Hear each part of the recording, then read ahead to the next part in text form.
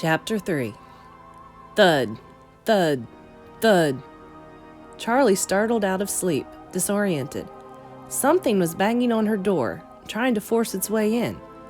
"Oh, for goodness sakes," Jessica said grumpily, and Charlie blinked and sat up. Right. The motel. Hurricane. Someone was knocking on the door. As Jessica went to answer the door, Charlie got out of bed and looked at the clock. It was 10 a.m. She looked out the window at the bright new day. She had slept worse than usual. Not nightmares, but dark dreams she could not quite remember, things that stuck with her, just beyond the back of her mind. Images she could not catch. "Charlie!" Someone was screeching. Charlie went to the door and found herself immediately enveloped in a hug, Marla's plump arms gripping her like a vise. Charlie hugged her back, tighter than she meant to. When Marla let go, she stepped back grinning. Marla's moods had always been so intense they were contagious, spreading out to whoever was in her path. When she was gloomy, a pall fell over all her friends, the sun gone behind her cloud. When she was happy, like now, it was impossible to avoid the lift of her joy. She was always breathless, always slightly scattered, always giving the impression that she was running late, though she almost never was. Marla was wearing a loose, dark red blouse, and it suited her well, setting off her fair skin and dark brown hair. Charlie had kept in better touch with Marla than the others. Marla was the type who made it easy to stay friends, even at a distance. Even as a little kid, she was always sending letters and postcards, undeterred if Charlie didn't respond to every one. She was resolutely positive, and assumed that everyone liked her unless they made it clear otherwise, using the proper expletives. Charlie admired it about her. She herself, though not shy, was always calculating. Does that person like me? Are they just being polite? How do people tell the difference? Marla had come to visit her once when they were 12. She had charmed Charlie's aunt and made fast friends with her school friends while still making it abundantly clear that she was Charlie's friend, and she was here only to see Charlie. Marla's gigantic smile turned serious as she studied Charlie, peering at her as if trying to spot the differences since they last met. "You're as pale as ever." She took Charlie's hands in her own. "And you're all clammy. Don't you ever get warm?" She dropped Charlie's hands and proceeded to study the motel room skeptically, as though uncertain exactly what it was. "It's the luxury suite," Jessica said without expression, as she searched for something in her bag. Her hair was sticking up in all directions, and Charlie stifled a smile. It was nice to see something about Jessica in disarray, for once. Jessica found her hairbrush and held it up triumphantly. "Ha! Take that, morning frizz!" "Come on in," Charlie said, realizing she and Marla were still in the doorway, the door wide open. Marla nodded. "One sec." "Jason!" she shouted out the door. No one emerged. "Jason!" A young boy came trotting up from the road. He was short and wiry, dark-skinned than his half-sister. His Batman t-shirt and black shorts were made for someone twice his size. His hair was cut close to his head, and his arms and legs were streaked with dirt. "Were you playing in the road?" Marla demanded. "No," he said. "Yes, you were. Don't do that. If you get yourself killed, Mom's going to blame me. Get inside." Marla shoved her little brother inside and shook her head. "How old are you now?" Charlie asked. 11, Jason said. He went to the TV and started fiddling with the buttons. "Jason, stop it," Marla said. "Play with your action figures." "I'm not a little kid," he said. "Anyway, they're in the car." But he stepped away from the television and went to look out the window. Marla rubbed her eyes. "We just got here. We had to leave at 6 this morning, and someone," she said pointedly, glancing over her shoulder at Jason, "wouldn't stop fiddling with the radio. I am so tired." She didn't seem tired, but then she never did. At their sleepovers as kids, Charlie remembered her bouncing around like a maniac while the rest of them were winding down for the night, then falling asleep abruptly, like a cartoon character who'd been hit over the head with a rolling pin. "We should get ready," Jessica said. "We're supposed to meet the guys at the diner in an hour." Hurry, Marla said. We have to change too. I didn't want to get all gross while we were driving. Jason, you can watch TV, Charlie said, and he looked at Marla. She nodded, and he grinned and turned it on, starting to flip through channels. Please just pick a channel, Marla said. Charlie headed into the bathroom to get dressed, while Jessica fussed with her hair. A little less than an hour later, they pulled into the diner parking lot. The others were already there, in the same booth they'd been in the night before. When they got inside, Marla performed a second round of squeals and hugs, only slightly quieter now that they were in public. Overshadowed by her enthusiasm, Lamar stood and waved at Jessica and Charlie, waiting until Marla sat down. Hi guys, he said at last. He was wearing a dark tie and dark gray suit. He was tall and thin, black, with his hair shaved close to his head. His features were sharp and attractive, and he looked just a little older than the rest of them. It could have been the suit, but Charlie thought it was something about the way he stood, holding himself like he would be comfortable wherever he was. They had all dressed up a little for the ceremony. Marla had changed at the motel, and she and Jessica were both wearing dresses. Jessica's was knee-length and covered in pastel flowers, a light fabric that moved as she walked. Marla's was simple, white with big sunflowers splashed over the fabric. Charlie hadn't thought to bring a dress, and she hoped she didn't look out of place in black pants and a white button-down shirt. John was wearing a light purple shirt today, though he'd added a matching tie and a slightly darker collar, and Carlton seemed to be wearing an identical outfit as before, still all in black. They all sat down. Well, don't we all look nice? Marla said happily. Where's Jason? Jessica craned her head from side to side. Marla groaned. I'll be back. She scooted out of the booth and hurried out the door.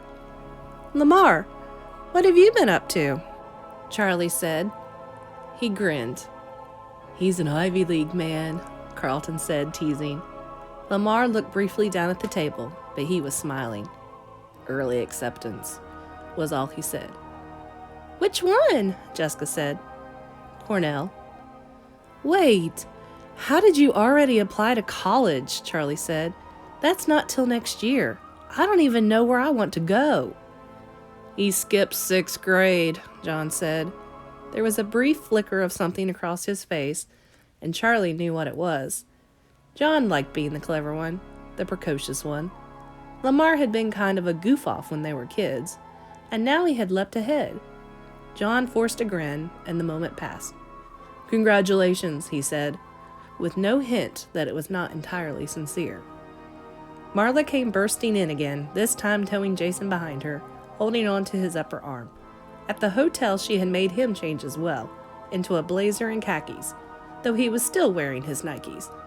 I'm coming, stop it, he whined. Is that Jason? Carlton said. Yeah, Jason said. Do you remember me? Carlton said. I don't remember any of you, Jason said unapologetically. Sit there, Marla said, pointing to the next booth over. Okay, he grumbled. Marla, he can sit with us, Jessica said. Jason, come on over. I want to sit here, he said, and sat down behind them. He pulled a video game out of his pocket and was oblivious to the world. The waitress came over and they ordered. Marla told her to put Jason's breakfast on their check. When their food came, Charlie checked her watch. We don't have a lot of time, she said. We'll get there, Carlton said. It's not far. A small piece of food fell out of his mouth as he gestured down the road. Have you been back to the school? Lamar said, and Carlton shrugged. I pass it sometimes. I know this is a nostalgia trip for all of you, but I just live here. I don't exactly go around reminiscing about kindergarten all the time. They were all quiet for a second, the beeps and pings of Jason's video game filling the silence. Hey, did you know Lamar is going to Cornell next year? Jessica said to Marla. Really? Well, aren't you ahead of the pack, she said. He looked down at his plate. When he looked up, he was a little flushed. All part of the 5-year plan, he said. They laughed, and his blush deepened. It's kind of weird to be back here, he said, hastily changing the subject. I think it's strange that I'm the only one who still lives here, Carlton said. Nobody ever leaves Hurricane. Is it strange, though? Jessica said thoughtfully. My parents? You know, my mom's from New York originally. She used to joke about going back. When I go back to New York. But it might as well have been when I win the lottery. She didn't mean it. And then right after, she stopped joking about it. Then 3 months later, we were all on a plane to visit her sister in Queens, and we never came back. My dad's father died when I was 9, and they came back to Hurricane for the funeral without me. They didn't want me coming back here, and honestly, I didn't want to go. I was kind of anxious. The whole time they were gone, I kept looking out the window, hoping they would come back early, like something bad was going to happen to them if they stayed. They looked at each other, considering. Charlie knew they had all moved, all but Carlton, but she had never thought about it. People moved all the time. Carlton was right, though. People didn't leave Hurricane. We moved because my dad got a new job the summer after 3rd grade, John said. That's not exactly mysterious. Lamar, you left in the middle of the semester that year. Yeah, he said, but that's because when my parents split, I went with my mom to Indianapolis. He frowned. But my dad moved too. He's in Chicago now. My parents left because of Michael, Marla said. They all turned to her. Afterward, my mom couldn't sleep. She said spirits were stirring in the town, unquiet. My dad told her she was being ridiculous, but we still left as fast as we could. Marla looked around at her friends. What? She said defensively. I don't believe in ghosts. I do, Charlie said. She felt like she was talking from a great distance, was almost surprised they could hear her. I mean, not ghosts, but memories. I think they linger, whether there's someone there or not. The house, her old house, was imbued with memory, with loss, with longing. It hung in the air like humidity. The walls were saturated, like the wood had soaked it in. It had been there before she came. It was there now.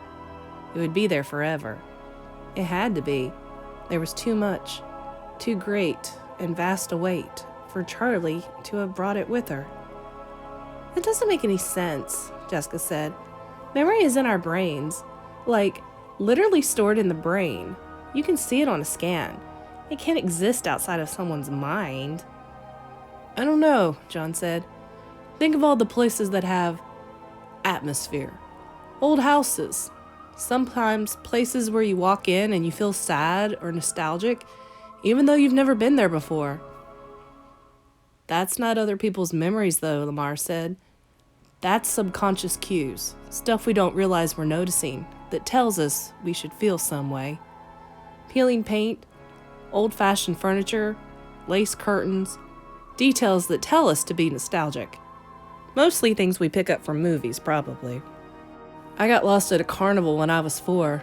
I never got so scared in my life, but I don't think anybody's feeling suddenly desperate for their mom when they pass that Ferris wheel.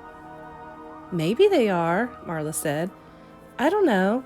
Sometimes I have little moments where it's like there's something I forgot, something I regret, or that I'm happy about, or something that makes me want to cry. But it's only there for a split second, and then it's gone. Maybe we're all shedding our fear and regret and hope everywhere we go, and catching up traces of peoples we've never met. Maybe it's everywhere. How is that different from believing in ghosts? It's totally different, Marla said. It's not supernatural. It's not like the souls of dead people. It's just people leaving their mark on the world. So it's the ghosts of living people, Lamar said. No. You're talking about people having some kind of essence that can hang around a specific place after the person is gone, Lamar said. That's a ghost. No, it's not. I'm not saying it right, Marla said. She closed her eyes for a minute, thinking.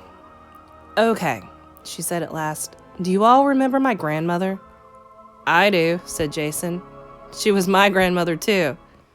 She was my dad's mom, not yours, Marla said.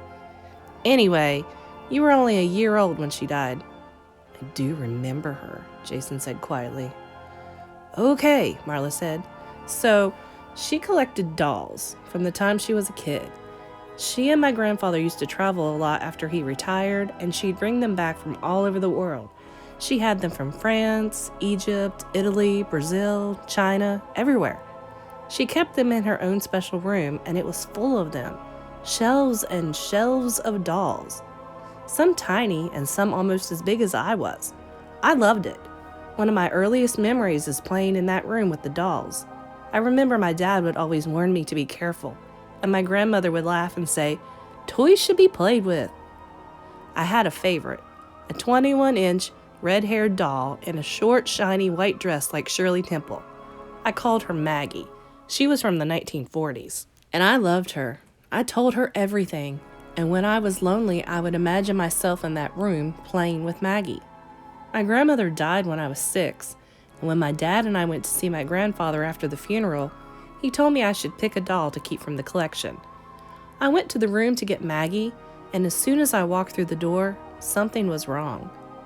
It was as though the light had changed, became darker, harsher than it used to be.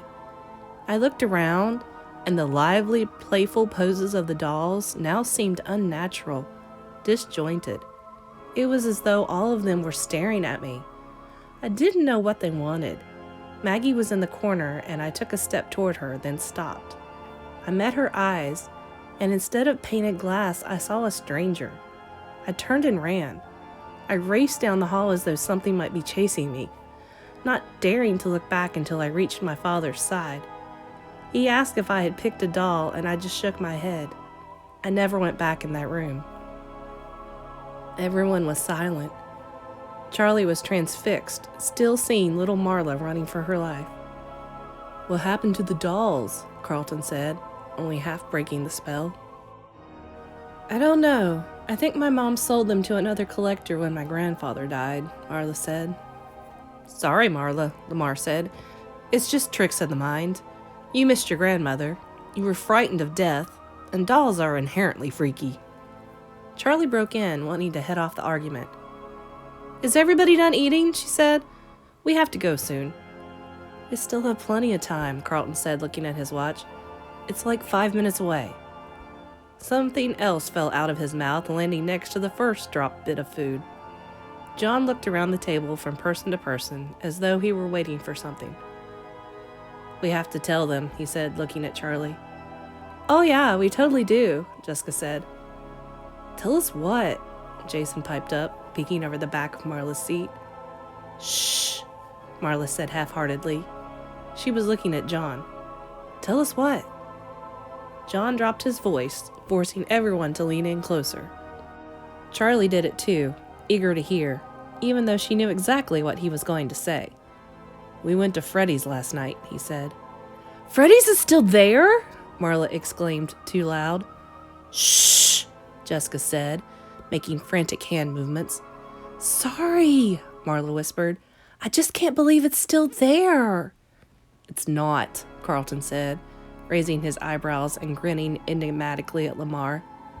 "It's hidden," John explained. "They were supposed to knock it down to build a mall, but they didn't. They just built around it. Entombed it," John corrected. "And you got in?" Lamar said. Charlie nodded confirmation. "No way," he said. "What was it like?" Marla asked. "Exactly the same," John said. It was like everyone vanished," Charlie said softly. "I want to go too. You have to take us," Marla said. Jessica cleared her throat hesitantly, and they all looked at her. "I don't know," she said slowly. "I mean, today? Should we?" "We have to see it," Lamar said. "You can't tell us this and not let us see it." "I want to see it," Jason chimed in. "What's Freddy's?" They ignored him. His eyes were wide, and he was hanging on to every word. "Maybe Jessica's right," John said with reluctance.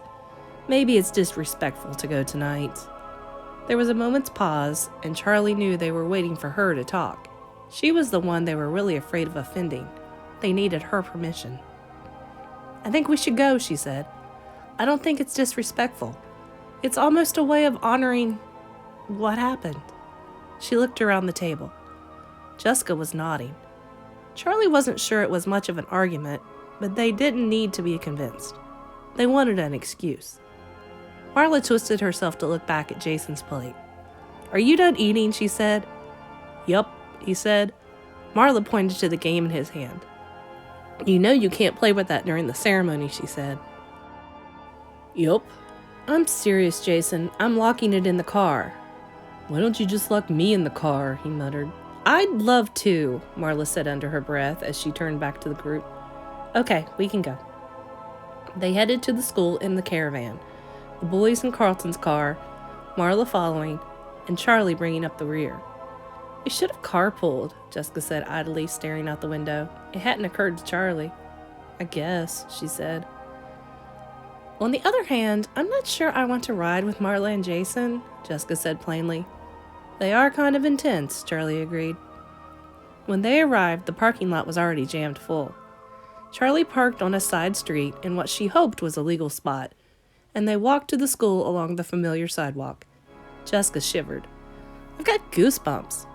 "It is weird to be here," Charlie said. The school looked unchanged from the outside, but the fence was new and slick, a black plastic-coated chain link. The whole town was like this, a mix of old and new, familiar and not. The things that had changed seemed out of place, and the things that had remained the same made Charlie feel out of place. It must be so strange for Carlton to live here, she thought. "I know this is a nostalgia trip for all of you, but I just live here," he had said. Somehow, Charlie was not sure she believed that. When they got to the playing field behind the school, the bleachers were already full. Rows of folding chairs had been laid out in front of them to add more seating, and Charlie spotted Marla and the boys at the front. "Oh, great," she said. "I don't want to sit in the front row." "I don't mind," Jessica said. Charlie looked at her. "Of course you don't," she wanted to say. "You're you." "Yeah," she had said instead. "No big deal. Half the town must be here," she observed as they made their way to the group where 2 seats had been saved. There was one open in the front row next to Carlton, and one right behind it beside Marla. Jessica winked at Charlie and sat down next to Carlton. She leaned toward him, and they started whispering. Charlie repeated herself to Marla. "There's a lot of people here." "Yeah," Marla said. "I mean, it's a small town, you know. It was a big deal. Plus, his parents still live here. People remember." "People remember," Charlie echoed softly. There was a small raised stage set up in front of them, with a podium and 4 chairs. Behind the chairs, a screen was suspended. Projected on it was a larger-than-life picture of Michael. It was a close-up, just his face. It was not the most flattering picture. His head was thrown back at an odd angle, his mouth open in laughter. But it was perfect. A joyful moment, snatched up and kept, not curated. He looked happy. "Darn it," Marla said softly. Charlie looked at her. She was dabbing at her eyes with a tissue. Charlie put an arm around her. "I know," she said. The sound system came on suddenly with a whine that slowly faded. 4 people walked on stage. A heavy-set man in a suit who went straight to the microphone, an elderly woman, and a couple, a man and a woman.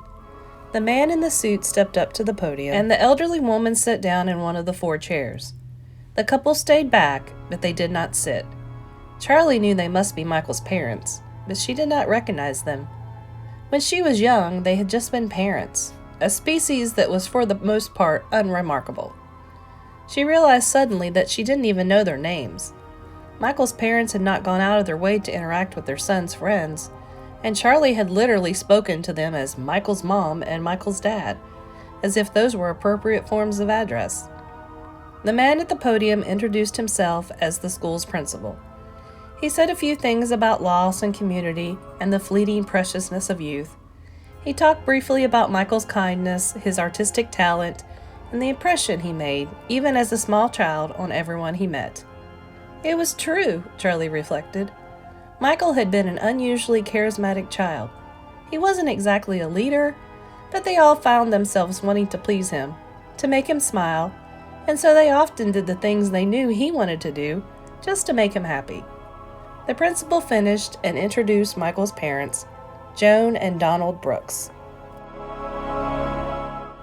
They stood at the podium awkwardly, each looking from face to face in the crowd, as if they were not sure how they had gotten here. Finally, Joan stepped forward. "It feels strange to be up here," was the first thing she said, and a murmur of something like agreement swept quietly through the crowd. "We are so grateful to all of you for coming, especially those of you who came from out of town." She looked directly at the front row, talking to Charlie and the others. "Some of Michael's friends have come from all over, and I think that is a testament to who he was that 10 years later, with your lives on new paths, moving on to a whole new stage of life." So close to the stage, Charlie could see she was about to cry, tears wavering in her eyes, but her voice was steady. "We are grateful you are here. We wanted to give Michael a legacy with this scholarship, but it is clear that he has already left one all on his own." Marla grabbed Charlie's hand, and Charlie squeezed it back. "I wanted to say," Joan continued, "something about the families who are not here. As we all know, Michael was not the only child lost during those terrible few months." She read out 4 more names, 2 girls and 2 boys. Charlie glanced at Marla. They all knew there had been other children, but Michael's death had loomed so great in all their lives that they had never even talked about the other victims. Now Charlie felt a pang of guilt. To someone, those little girls and boys had been as vital as Michael. To someone, their losses had meant the end of the world. She closed her eyes for a moment. "I can't mourn everyone," she thought. "No one can." Joan was still talking. "Although their families have moved on to other places, those young boys and girls will always have a place in our hearts. Now I'd like to call to speak a young man who was particularly close to my son. Carlton, if you would." They all watched in surprise as Carlton stood and climbed up behind the podium. Joan hugged him tightly and stayed close behind him as he pulled a crumpled piece of paper from his pocket. He cleared his throat, looking over the heads of the crowd, then crumpled the paper up again and put it back in his pocket. "I don't remember as much about Michael as I should," he said finally. "Too much of those years is a blur. I know we met when we were still in diapers, but I don't remember that, thankfully." There was a soft titter through the crowd. "I do know that as far back as I have memories, Michael is in them. I remember playing superheroes, drawing, which he was much better at than me. And as we got older, I remember, well, playing superheroes and drawing. What I really remember, though, is that my days were always more exciting when he was in them. He was smarter than me. He was the one always coming up with new ideas, new ways to get in trouble. Sorry about those lamps, by the way, Mrs. Brooks. If I had jumped the way Michael said, I probably would only have broken one." Donald laughed, a gulping, desperate sound. Charlie shifted uncomfortably and pulled her hand from Marla's with an apologetic half-smile.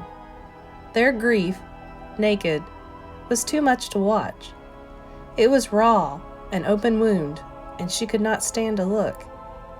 Carlton came back down to sit with them.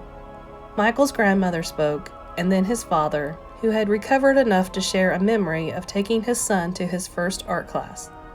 He told the crowd about the scholarship for a graduating senior who has demonstrated both excellence and passion in the arts, and announced the winner of the first one, Annie Park, a slight Korean girl who came quickly up to the stage to accept her plaque and hugs from Michael's parents.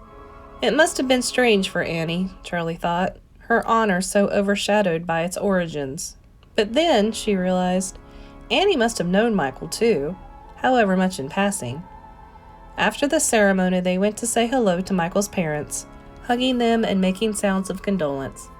What do you say to someone who has lost a child? Can it be any easier? Can 10 years make a difference? Or do they wake up each morning as fresh with grief as the day he died? On a long cafeteria table by the stage, pictures and cards were collecting slowly. People had brought flowers, notes to Michael's parents or to him. Things they remembered, things they wished they had said. Charlie went over and browsed through the notes. There were pictures of her and the others as well as of Michael. It shouldn't have surprised her. They were all together constantly, as a group or in rotating groups of 2 and 3. She saw herself in the middle of a pose. Michael, John, and she all covered in mud, with Jessica beside them, still perfectly clean, refusing to go near them. Charlie smiled. That looks about right. In another, a 5-year-old Marla struggled to support the weight of her newborn little brother, with Lamar peering suspiciously at the tiny thing over her shoulder. Some of Michael's drawings were there too, crayon scribbles professionally, incongruously framed. Charlie picked up one, a drawing of what she supposed was a T-Rex stomping through a city. It was actually, she realized now, almost amazing how talented he was. While she and the others were scribbling stick figures, Michael's drawings looked realistic. Sort of. That's really good, John said over her shoulder. Charlie startled. You scared me, she said. Sorry. Charlie looked back at the drawing. Whatever it was better than she could draw now. Suddenly her chest tightened, gripped with loss and rage. It wasn't just that Michael died young. It was what that truly meant. He had been stopped in his tracks, years, decades of life snatched and torn violently from him. She felt herself well up with youthful indignation, as if she were a child again, wanting only to whine, "It's not fair!" Taking a deep breath, Charlie set the picture back down on the table and turned away. The gathering was continuing, but she needed to leave. She caught Marla's eye, and Marla, as scarily intuitive as always, nodded and caught Lamar's sleeve. From their various vantage points, they all headed for the parking lot. No one seemed to notice their departure, which made sense. Except for Carlton, they were all strangers here. In the lot, they stopped by Marla's car. She had somehow called down a miracle and found a space right next to the school. "Can I play my game now?" Jason said immediately. And Marla found her keys in her purse and handed them over. "Don't drive away," she warned. Suddenly, Marla grabbed her brother and pulled him close, hugging him to her for a long time.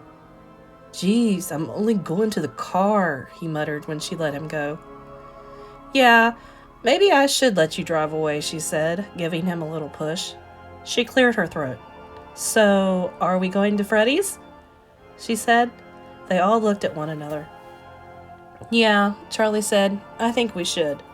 Somehow, following this, going back to Freddy's seemed like more than a game. It felt right. "Let's meet there at sunset," she said. "Hey, Jessica, can you catch a ride with the guys or something? I'm going to go for a walk." "You can come with us," Marla said. "I promised Jason I'd take him to the movies." Charlie headed down the road without waiting to hear the rest of the discussion. A dozen feet from the lot, she realized she was being followed. She turned around. "John? Do you mind if I come? You're going to your old house, right?" "How did you know that?" "It's the only interesting thing out this way. Anyway, I went to see my old place too. It was painted blue, and there was a garden in the yard. It was weird. I know it wasn't blue when I lived there, but I couldn't remember what color it was supposed to be. Everything's so different." Charlie didn't say anything. She wasn't even sure she wanted John to come with her. Her house? Her father's house? It was private. She thought of the first time John had seen the toys, his fascination, an interest that was all his, that had nothing to do with pleasing her. She relented. "Okay, you can come." "Is it?" He hesitated. "Is it different?" "It's really not," Charlie said. It wasn't quite true, but she wasn't sure how to explain the things that had changed. They walked together for the better part of 3 miles, away from town and down old roads, first paved, then gravel. As they neared the place, they left the roads, ascending the steep incline of a hill overrun with brush and trees that should have been trimmed or cut down ages ago. 3 rooftops peeked over the leaves, scattered wildly over the hill, but no one had lived in these houses in a long time. At last they walked up the driveway, and John stopped short, staring up at the house. "I thought it would be less intimidating," he said softly. Impatient, Charlie took his arm for a second and pulled him away. leading them around the side of the house. It was one thing for him to be here with her, but she was not quite ready to let someone else inside. She wasn't even sure she wanted to go inside again anyway. He followed her without protest, as if aware that they were in her territory and she would decide where they went. The property was large, more than a lawn. There were woods surrounding the wide space of the backyard, and as a child, Charlie had often felt like she was in her own little realm, ruler of all she surveyed. The grass had gone wild, weeds growing feral and up to their knees. They walked the perimeter. John peered into the woods, and Charlie was struck by her old childhood fear, like something out of a fairy tale. "Don't go into the woods alone, Charlotte," her father warned. It was not sinister, just a parent's warning. Don't get lost. Like telling her not to cross the street without holding someone's hand, or not to touch the stove when it was hot. But Charlie took it more seriously. She knew from her storybooks, as all children did, that the woods contained wolves and more dangerous things. She caught John's sleeve. "Don't," she said, and he pulled back from the woods, not asking why. Instead, he went to a tree in the middle of the yard and put a hand on it. "Remember that tree?" he asked, smiling, something a little wicked in his voice. "Of course," Charlie said, walking over. "It's been here longer than I ever was." But he was looking at her, waiting for more, and suddenly she remembered. It had been a sunny day, springtime. They were 6 years old, maybe. John was visiting, and they were playing hide and seek, half supervised by Charlie's father, who was in his garage workshop, absorbed in his machines. The door was open, so he would notice if someone screamed, but short of that, the outdoors was their own. John counted to 10, eyes covered, facing the tree that was home base. The yard was wide and open. There were not many places to hide, so Charlie, buoyed up by the excitement of the game, dared to hide beyond the forbidden edge of the woods, just barely past the tree line. John searched the other places first. Behind her father's car, in the corner where one part of the garage jutted out, the space beneath the porch where a child could just barely crawl. He realized where she must be, and Charlie braced herself to run as he began to walk the edges of the yard, darting into the woods and out again, looking behind trees. When at last he found her, she took off, tearing across the lawn to the home-base tree. He was just behind her, so close he could almost touch her, and she sped on, staying just out of reach. She hit the tree, almost slamming into it, and John was right behind her, bumping into her a second later, too fast to stop. They were both giggling hysterically, and then they stopped at the same moment, still gasping to catch their breath. "Hey, Charlotte," John said, stressing her name in the mocking tone he always used. "Don't call me that," Charlie said automatically. "You ever see grown-ups kiss?" He picked up a stick and started digging at the tree bark, like he was more interested in that than in her answer. Charlie shrugged. "Yeah, I guess so." "Want to try it?" He still wasn't looking at her. His face was streaked with dirt, like it often was, and his hair was sticking out in all directions. A twig caught in it above his forehead. "Gross," Charlie said, wrinkling her nose. Then after a moment, "Yeah, okay." John dropped the stick and leaned toward her, his hands behind his back. Charlie closed her eyes, waiting, still not entirely sure what she was supposed to do. "Charlotte!" It was her father. Charlie jumped back. John's face was so close to hers that she banged into him with her forehead. "Ow!" he yelled, clapping a hand to his nose. Charlie's father came around the side of the tree. "What are you up to? John?" He pried John's fingers away from his nose. "You're not bleeding. You'll be fine," he said. "Charlotte, closer to the house, please." He then pointed his finger, directed them forward. "John, it looks like your mom is here anyway." He walked ahead of them, toward the driveway where her car had just pulled in. "Yeah, okay." John trotted off toward the driveway, turning once to wave at Charlie. He was grinning like something wonderful had happened, although Charlie was not quite sure what it was. "Oh my," Charlie said now, covering her face, sure it was bright red.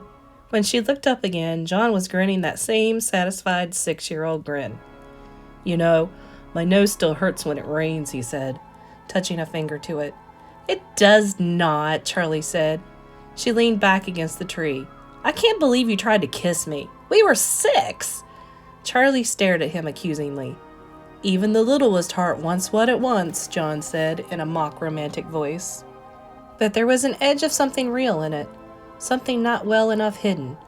Charlie realized suddenly that he was standing very close to her. Let's go see your dad's workshop, John said abruptly, too loud, and Charlie nodded. Okay. She regretted it as she said it. She did not want to open the workshop door.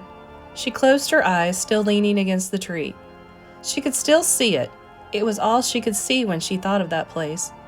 The twitching, malformed metal skeleton in its dark corner, with its wrenching shutters and its blistering silver eyes. The image welled up in her head until it was all there was.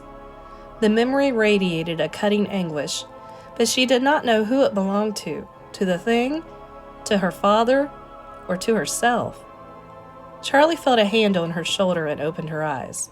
It was John, frowning at her like he was worried. Charlie, are you okay? No. Yes, she said. Come on, let's go see what's in the workshop. It was not locked, and there was no real reason why it should be locked, Charlie thought. Her eyes went first to the dark corner. The figure was not there. There was a weathered apron hanging in its place, the one her father had worn for soldering, and his goggles next to it. But there was no sign of that uncanny presence. Charlie should have felt relief, but she didn't, only a vague unease. She looked around. There seemed to be almost nothing left of the workshop. The benches were there, where her father had assembled and tweaked his inventions, but the materials, the blueprints, and the half-finished robots that were once crammed onto every surface had disappeared. Where are they? Had her aunt had them carted away to a junkyard to rust and crumble among other discarded useless things? Or had her father done it himself, so no one else would have to? The concrete floor was littered here and there with scraps. Whoever had done the cleanup had not been thorough. Charlie knelt and picked up an oddly shaped scrap of wood, then a small circuit board. She turned it over. Whose brain were you, she wondered. But it did not matter, not really. It was battered and worn, the etched copper too badly scratched to repair, even if someone wanted to. Charlie, John said from across the workshop.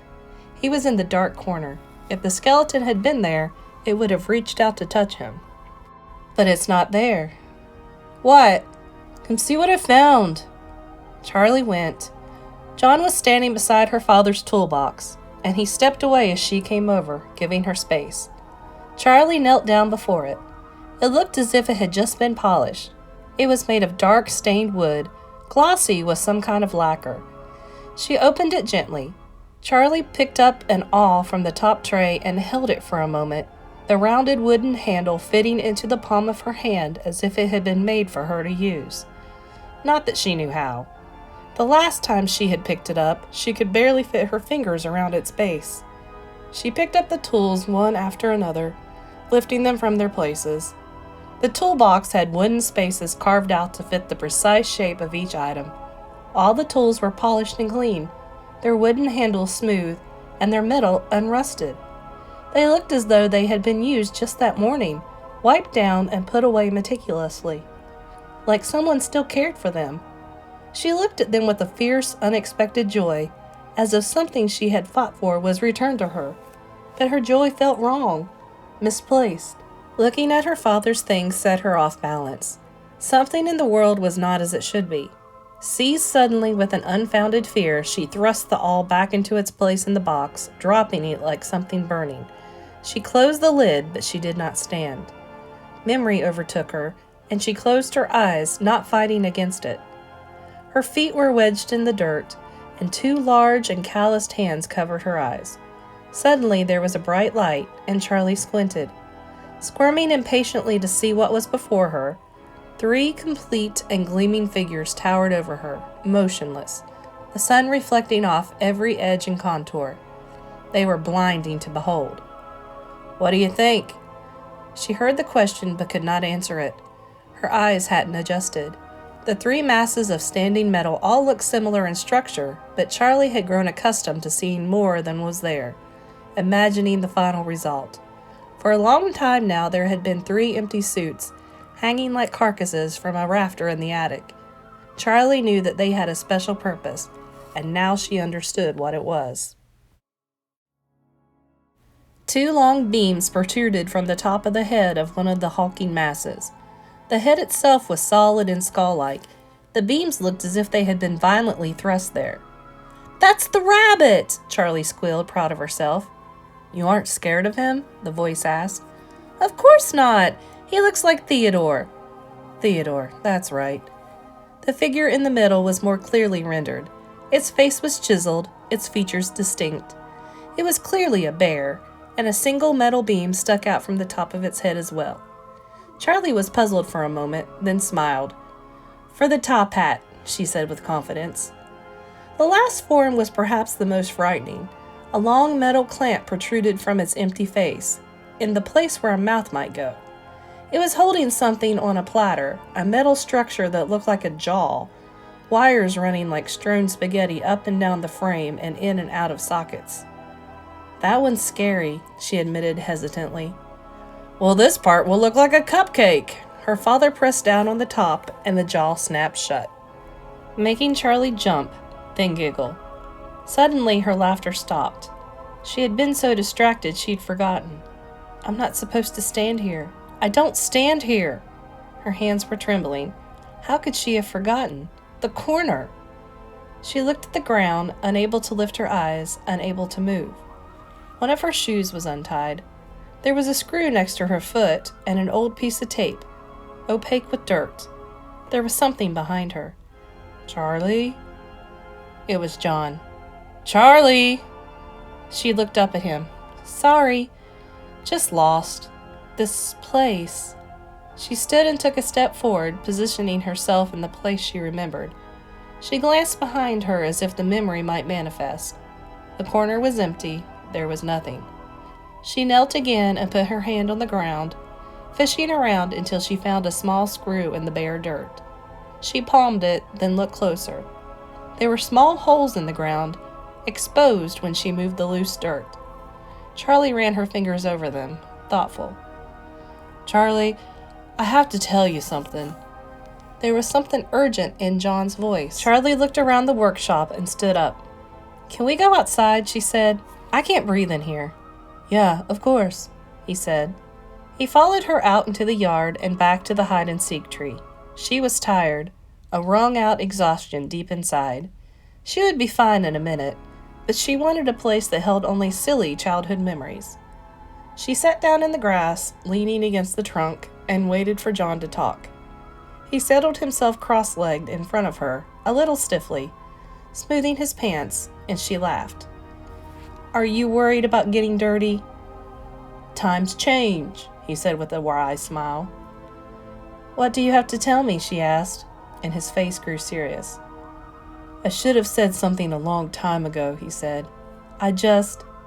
When something happens like that, you don't trust your memory, don't trust your own mind." "What are you talking about?" Charlie asked. "Sorry." He took a deep breath. "I saw someone that night, the night Michael disappeared." "What do you mean?" "Remember when we were sitting at the table by the stage and the animals started going crazy?" "I remember," Charlie said. It had been bizarre, their movements upsetting. They were moving too fast, bending and spinning, cycling through their limited program moves over and over.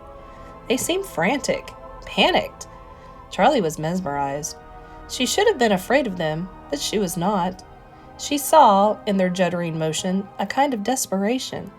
She was reminded, for a moment, of dreams of running, dreams when the world depended on her going just 10 steps forward, yet her body could only move in slow motion.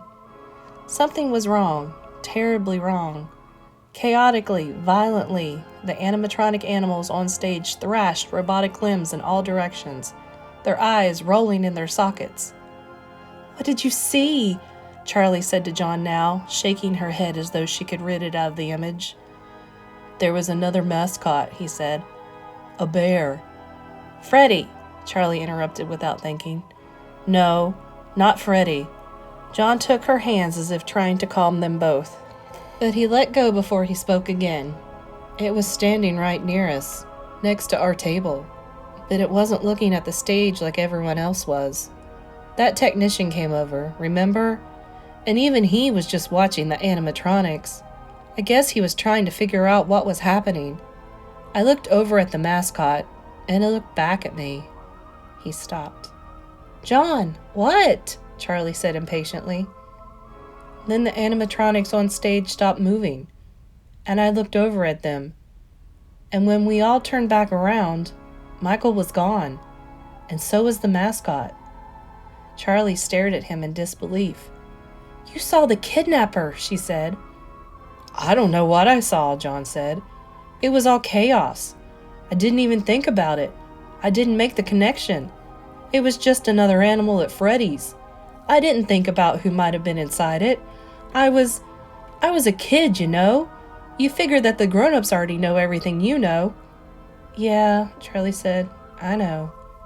Do you remember anything? What the person looked like? John was staring up at the sky as if he were seeing something Charlie could not. Yes, he said. His voice was deliberate, steady. The eyes, they were all I could see, but I could still see them sometimes, like they're right there in front of me. They were dead. What? They were dead, just dull and flat. Like, they still moved and blinked and saw, but whatever was behind them had died a long time ago. He fell silent. It was growing dark. There was a bright, almost unnatural streak of pink across the western sky, and Charlie shivered. We should go get the car, she said. It's almost time to meet everyone. Yeah, John said, but he didn't move right away, still staring into the distance. John? We have to go, Charlie said. He seemed to come back to himself slowly. Yeah, he said. We should go.